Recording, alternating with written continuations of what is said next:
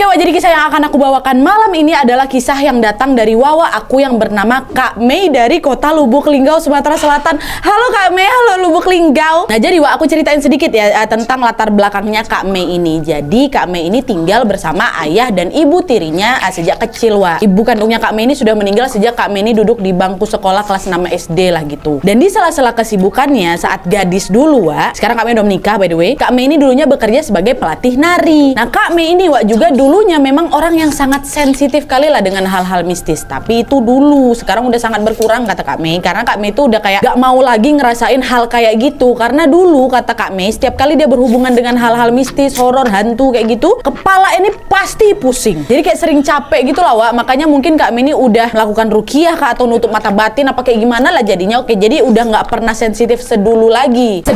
Kayak dulu lagi. Walaupun memang sesekali pernah lah ngerasain hal-hal kayak gitu, tapi udah gak yang sesering dulu gitu ya. Nah sekarang ini Kak Mei mau menceritakan salah satu pengalaman horornya yang paling membekas di dirinya di tahun 2007 lalu Wak. Waktu Kak Mei masih jadi perawan ting-ting lah gitu, sekarang udah menikah kan. Nah jadi kisahnya gini, berawal dari ibu tirinya Kak Mei yang sedang hamil jatuh sakit Wak. Nah kita sebut aja ibu tirinya Kak Mei ini dengan sebutan Tante Ria ya. Nah di suatu hari Tante Ria ini tiba-tiba pendarahan Wak. Nah saat itu Kak Mei lihat Tante Ria ini lagi berlari dari kamar ke kamar mandi, terus ada darahnya netes terus ke lantai Wak.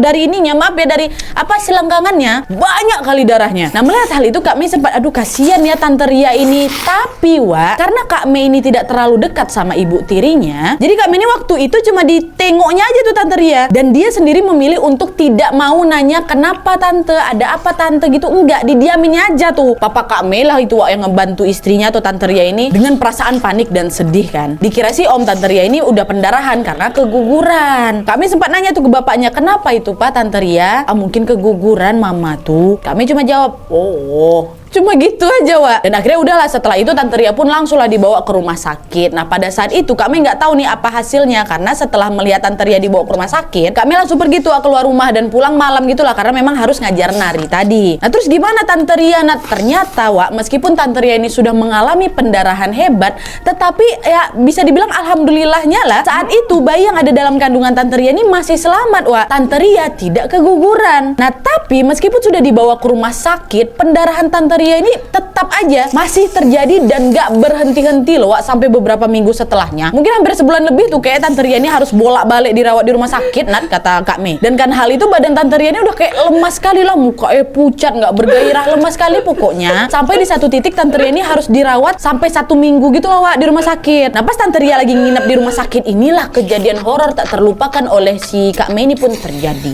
Jadi kan kisahnya waktu itu saat Tante Ria masih di rumah sakit, Kak Mei kan berada di rumah nih, ditemanin sama bibinya, adik bapaknya, kita panggil aja Bi Eti ya, terus sama anak Bi Eti, ponakannya si Mei, kita kasih namanya Dio. Nah papanya Kak Mei lagi di rumah sakit ngejagain Tante Ria. Nah kejadian ini Wak terjadi di malam hari sekitar jam 12 malam. Jadi waktu itu Kak Mei ini lagi nonton TV nih di ruang keluarga, sedangkan Bi Eti sama si Dio udah tidur di kamar bapaknya Kak Mei. Kak Mei ini memang suka kali Wak nonton TV sampai tengah malam, kadang sampai jam 2 pagi. Nah aku nonton sendirian nggak apa-apa, nggak ada takut-takutnya aku gitu. Nah pas lagi serius nonton sambil duduk di sofa di ruang keluarga Wak, dengan posisi kaki diangkat nyantai gitu, ini nih terjadi hal yang mistis sekali. Nah FYI Wak ya, posisi di rumah Kak Mei itu ruang TV sama ruang tamu tuh dipisah dengan kayak sekat tembok tuh loh Wak, full tau kalian kan. Dan penyambung antara kedua ruangan ini ada kayak tempat lewat, kayak ada tempat pintu tapi nggak ada pintunya tau kalian kan. Terus pintu itu ditutup pakai horden tapi nggak ada pintunya ya. Nah horden itu nanti kayak dibuka ke dua sisi, nanti tengah-tengahnya bolong. Paham kalian kan? Bisa kalian bayangkan kan? Nah, kayak gitu tuh setnya. Kak Mei duduknya di ruang TV, sebelah itu ruang